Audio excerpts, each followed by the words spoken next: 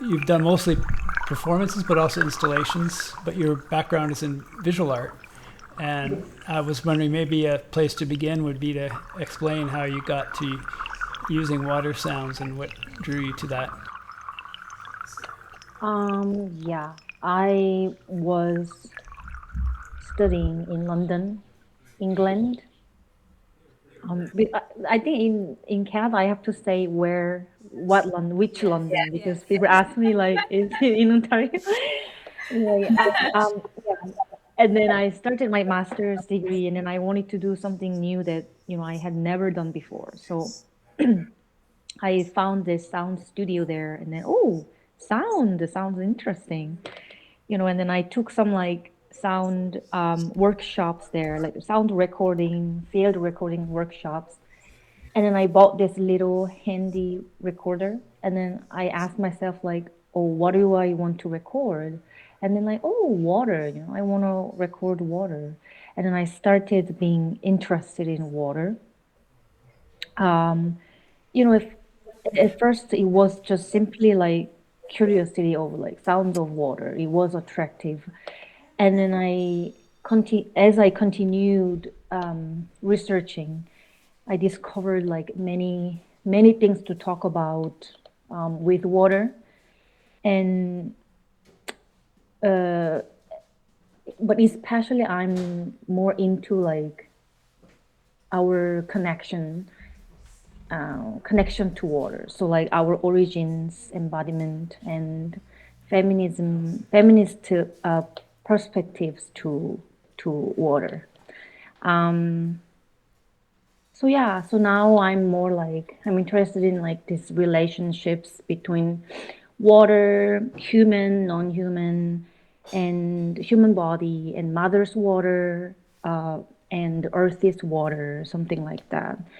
And water, I think water allows me to think about like how everything is interconnected.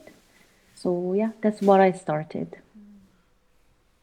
What were some of the challenges with moving from visual art practice to sound that you found? Where sort of the idea of also time, did that factor in your artwork before considering that as a parameter? Well, but I think, well, I mean, in the beginning, I was maybe, struggling with like how to use everything. Like I didn't even know how to use amplifier. I didn't know how to use speakers and anything. So I went to the sound studio and then asked a lot. But also before I use, I was already like using some like mechanical stuff for my sculpture or installations. So it or like video stuff as well. So it wasn't that difficult to. The transition wasn't super difficult, I think. Yeah. Maybe you can tell us about, so that audio is a performance from, Yes, it's a performance. I did a residency at Santé Diamond in Gatineau, Quebec, and then I was able to observe the rivers in Gatineau, Ottawa region, and from late winter to like early spring. So I saw like frozen lake to like really calm creek, but also like crazy melting ice in the river, something like that. So I created this performance to show this seasonal transition from like frozen winter ice to gentle spring, and then energetic like summer water, because I came back. I returned in the summer to see the summer water as well. So yeah. but before we play it, I was thinking, like, because you're working with aquariums and this kind of controlled environment, how did you convey that kind of, the spring kind of rush and things like that using those kind of sources? Um, well, I try to. I think I love using these glass bowls or aquariums because you can see that like what I'm doing. and it looks beautiful, like visually beautiful as well. But also it makes really gentle sound, and if you can make different sounds with what the bowl. Like, you can make water sound obviously, but you can also hit the bowl, or you can, if you drop a little bit of water on the edge of the bowl, it also makes a little sound. And then I found it very gentle and nice. But yeah, it depends on like what I use, like the material of the bowl. So when we play this audio file, so we would imagine you playing with bowls Yes, and touching them and touching the water in different ways. yeah. And I use like lots of tools as well. And this performance, I use like ice in the beginning. With ice as well. Okay. Okay. Yeah. Okay. And but also I use some, I need some like kind of tone, like ambience. So I use kalimba as well. So it's very simple. I just use hydrophone and like bowl of water and some tools to make sound, move the sound, move the water, and then some tone with kalimba, and sometimes I use synths, but not so much. Yeah.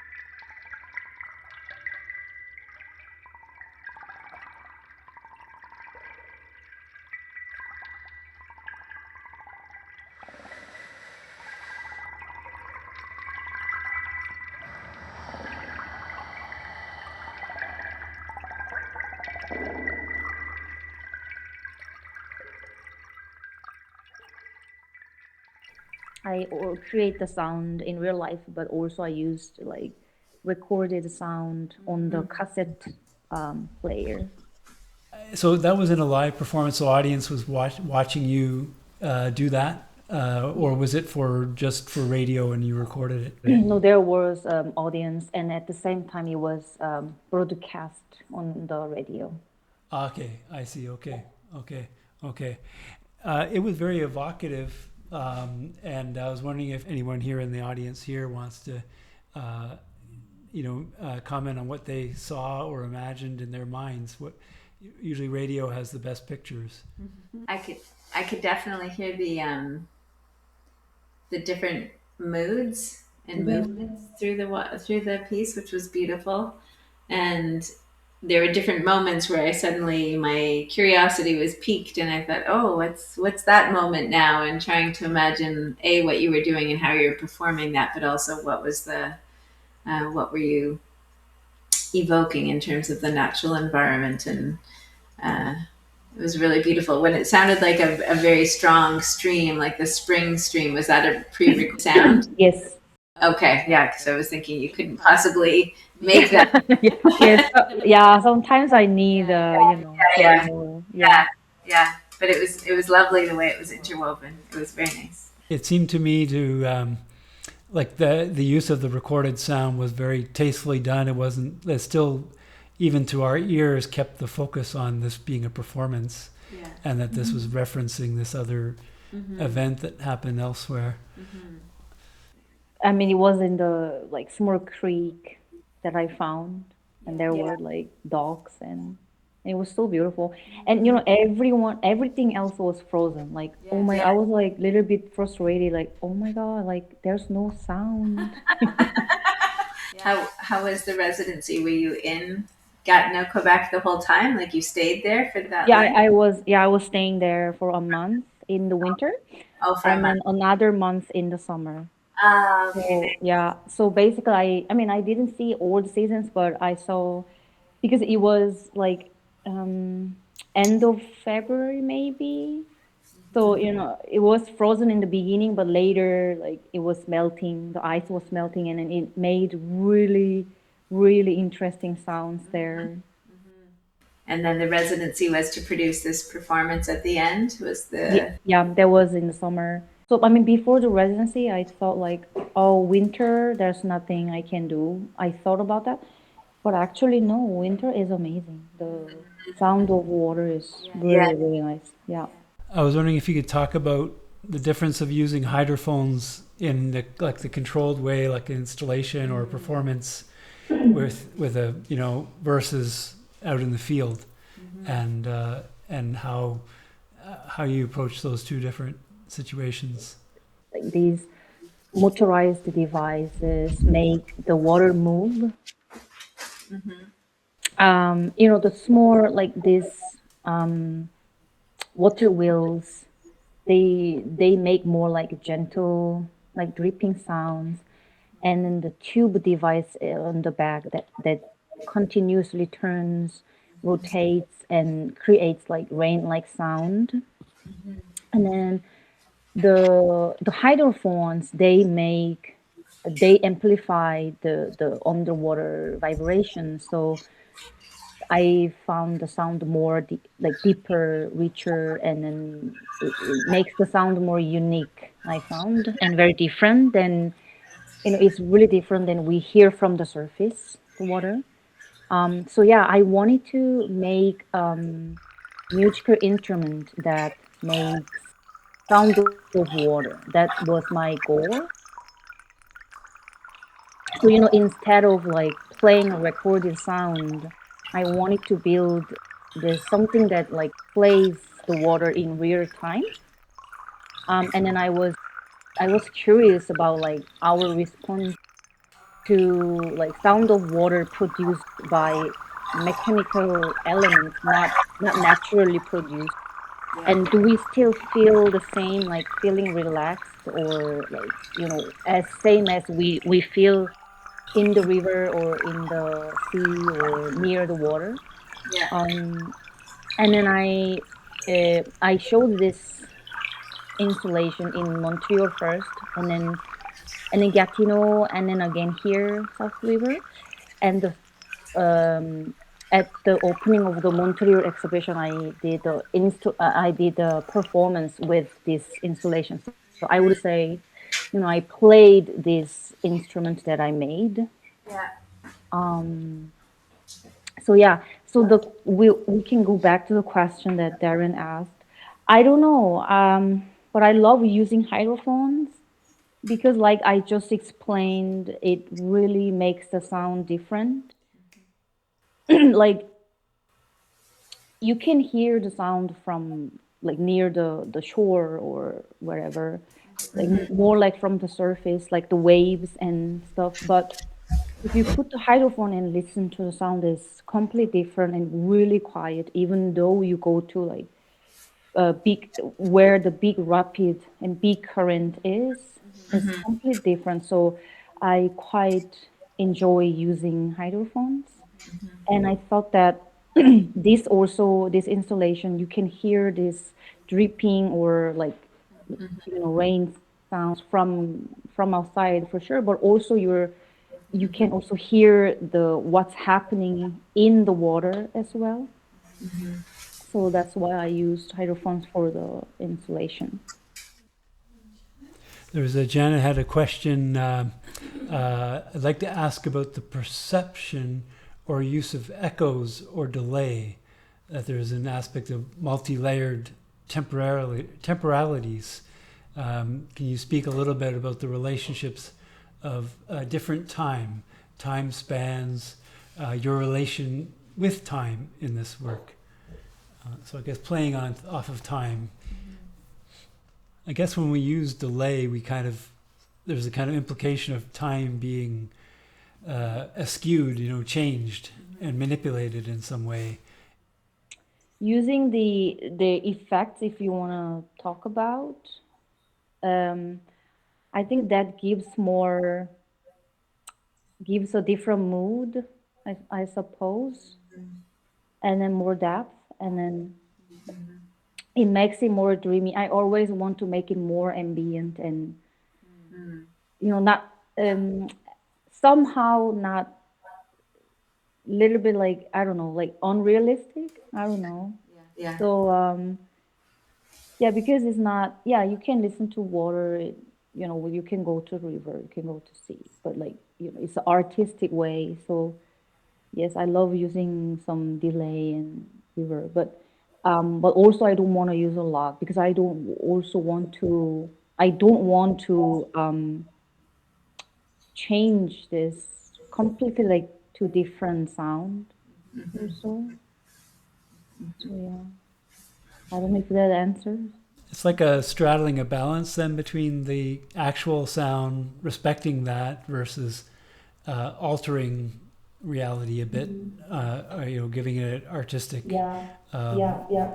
But I think that's why I use also like these tones, like these ambient sound that I make with like kalimba or something. So make that, that ambient mood as well. So yeah, I think that helps a little bit more like relaxing with water. With the installation we have here, we've kind of approached it a bit of keeping the sound somewhat realistic to what it is, with a little bit of treatment of delay and reverb. Is that how you've approached it with other presentations of your work in installations, or was it more like your performance, which seemed to be having more abstracted treatments of the sounds? Yeah, I mean, I don't know. Yeah, I use that for everything. I use effects I slightly modify the sound a little bit for performance and installations both. So we can maybe watch this Waterscape performance. Yes, I played with this installation.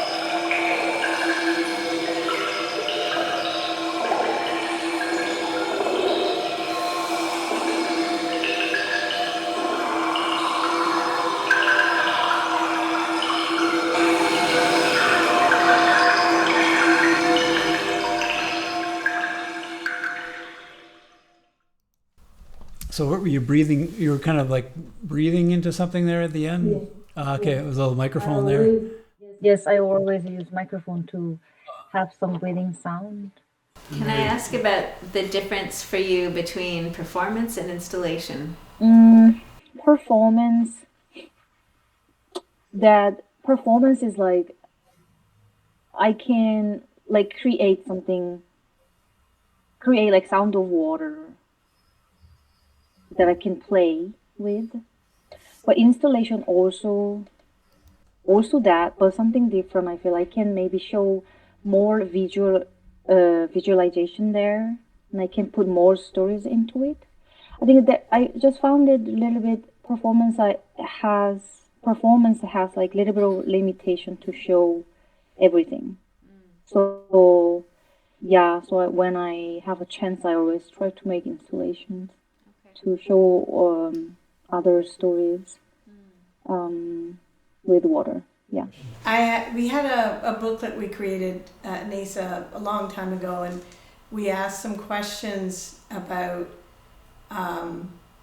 what the artists involved thought the difference was between performance and installation. And Bentley Jarvis had an incredible answer, and I still remember it to this day. And he said, when you have a performance, it's very limited in the scope. Like you can only do something for a specified amount of time.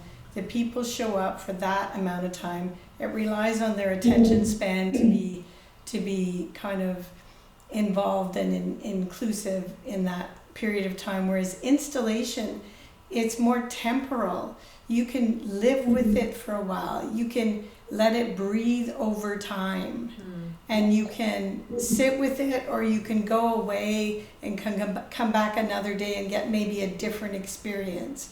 So it allows the composer, the artist, to maybe play a little bit more with perception and play a little bit more with how the audience might interact with what they're looking at.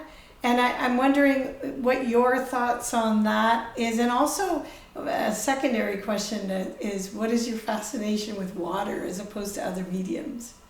I mean, so I totally agree. And like this interaction part is completely different. I mean, of course, listening to the performance is interaction. But, like physically, if you want the visitors to interact with my work, like physically, that's installation is the best way. Like, I mean, also this work,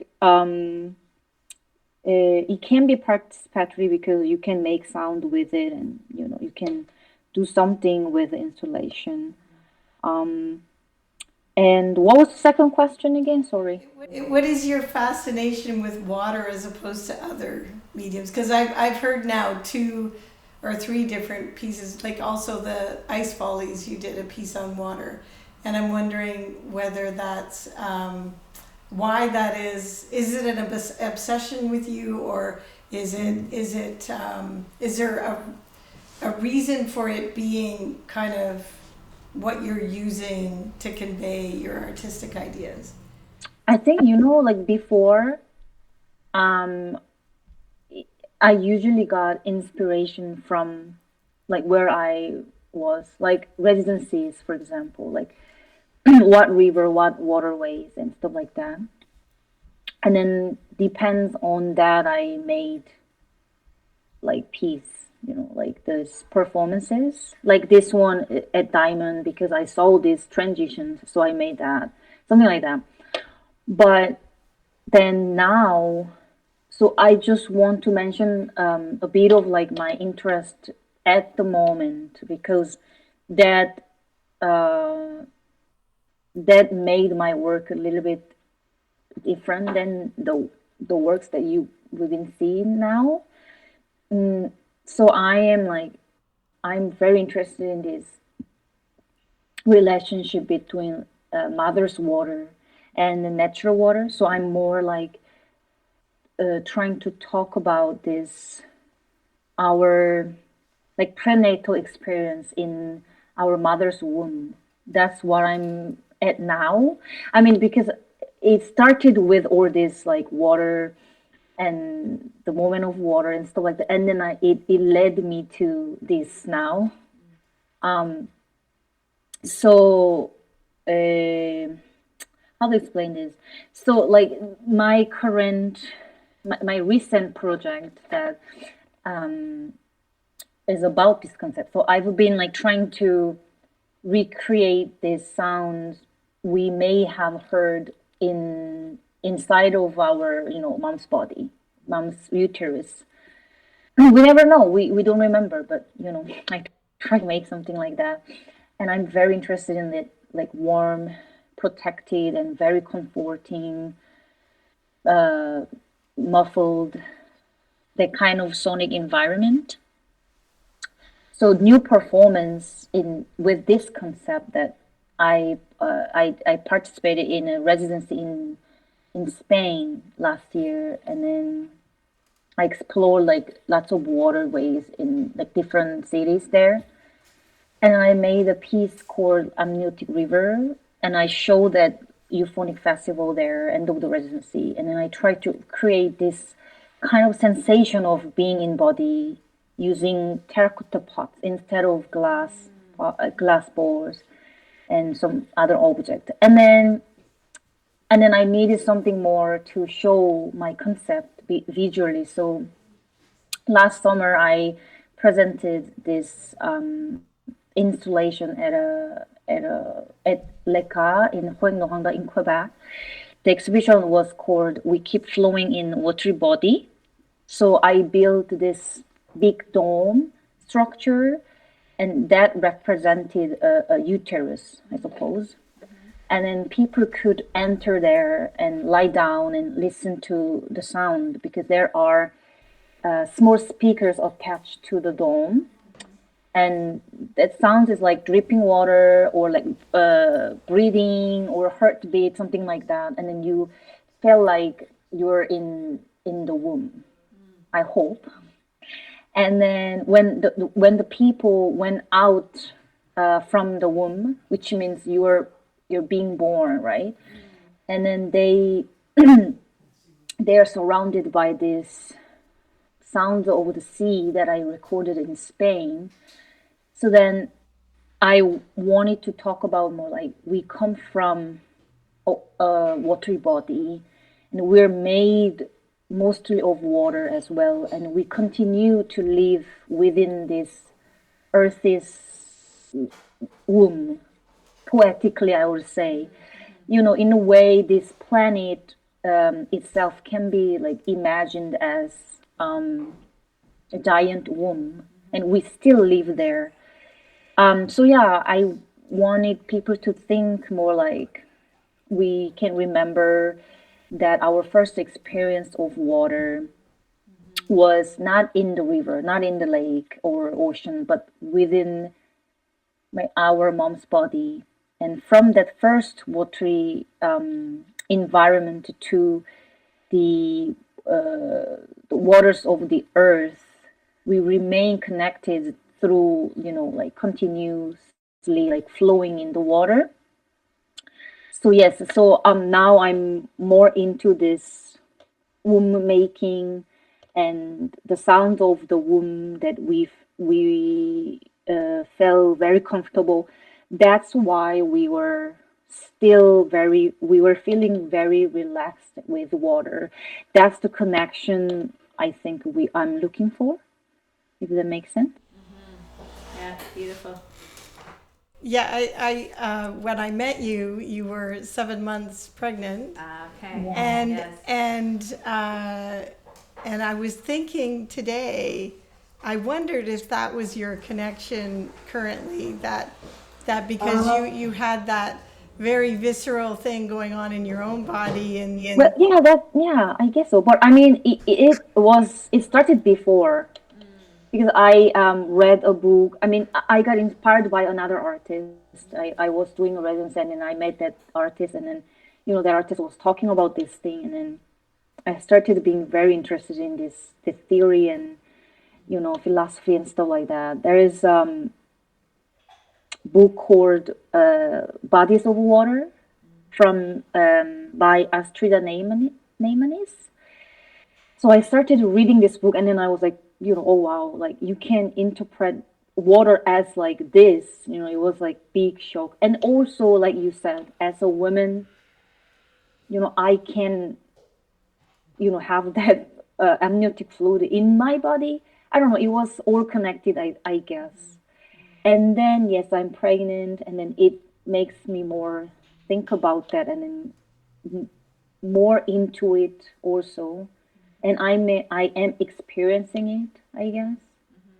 So yeah, it is very special now. It is really, yeah.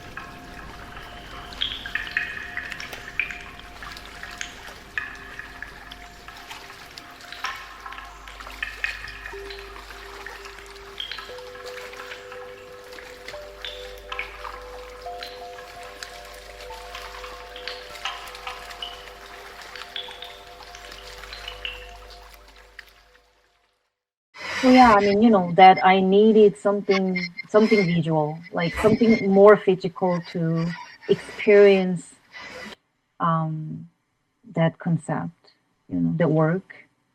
I can't really deliver with the performance in that sense. So yeah, for that work, I used more soft materials as well, like fabric I never used before. And those long pillows, they represent the umbilical cord, so you can like hug, cuddle with the cushion. Um, so yeah, inside of the dome, there was more like very muffled sound inside of the dome, and then outside there is more like a natural sound. So yeah. Oh, and in this work, I'm gonna develop to more like ambisonic format. So it's more, more immersed and more, yeah, that's what I'm planning. How are you going to do that? I need help. I'm doing a residency with the art center in Montreal. They're very good at all those things. So we're gonna make something together. I have no idea yet. But yeah, Which art center did you say you're going to work with to find out how to do that? it's called ASOD in Montreal. Did you make the dome and the materials yourself? I made a dome, but I mean, I just bought the dome. There, you can buy this structure, but I made this, all the fabric part. So yeah, I learned how to use sewing machine. Yeah. But yeah, it was fun. That was my next question. Did you do all the sewing and stuff? Yeah, I did. Yes, I did. And it was actually, it took a long time to like find the fabric as well, and I needed something very soft and like elastic, and yeah, but yeah. And then inside of the dome there are like plastic structure. So I wanted to also hide that. So I made a little like sleeves everywhere. And, but yeah. And then the speakers also, because I installed the little speakers on the dome, but the dome itself is very light actually. I couldn't really use like big, good speakers. I had to use like 3-inch speakers, which don't really have a good quality of sound, which is I really want to develop. Yeah. So yes. Yeah, I want to develop the whole thing like with better sound system and then more sturdy Right. structure and everything. Ah, beautiful. So it's quite different, isn't it, with the soundscape that is um, presented over there right now, and then what I'm doing right now. Yes. Yeah, because I was more curious about this, this water itself and sound itself, how to move the water, how to make the sound of water. But now it's more like more, deeper way to talk about water, I think. Yeah. Yeah. So yeah. Interesting. So yeah, that's why like I can keep working with water, I don't know, many, many, many years because there are always something That was something. something new, yeah, something I want to talk about with water. Mm-hmm. Um, Mm-hmm. so yeah, it's not just water. There is relationship, there is Mm. people, there's body, there is Mm-hmm. feminism, there's everything. So There's ecology too. I Yeah. mean, there's a Yeah. lot of talk around water pollution of course, and climate yes, change and how that's affecting, yes, exactly. Ecosystem, and also there's like lots of different cultures about that as well. Also, the pollution we talk about, like I learned a lot in Gatineau, also like the First Nations, the Yes. indigenous people don't Yes. have access to water, something like that.